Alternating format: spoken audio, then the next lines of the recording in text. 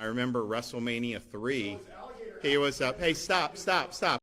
As a Floridian, as somebody that grew up in West Central Florida, I was sad to see the news that Hulk Hogan passed away today. He was a major icon for anybody in Gen X. I can tell you, growing up then in the 80s and particularly the early 90s, he was really big. And he actually really was a star first before even he was Hulkamania, but when he was Thunder Lips in Rocky III.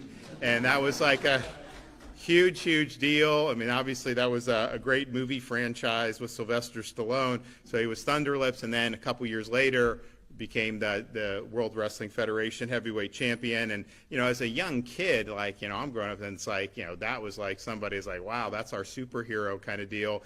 And the fact that he was from a Tampa Bay area when I'm growing up there, I was like, oh my gosh, like this guy lives in our area. And, back then when they would do these big events like WrestleMania, you could go to it, which obviously I wasn't in a position to be able to go to, but they didn't have even pay-per-view where you would pay for it to come on the cable. They had closed circuit, so you could go to like a venue and they would play it on like a really big screen. And so like the first few WrestleManias, I think, were like that.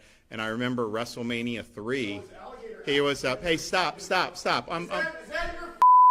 out of here. Get out of here. Get out of here. Get out of here. Get out of here. Get out of here. So you used to have the closed circuit. So you would go and you would have that, and then you'd just kind of watch it.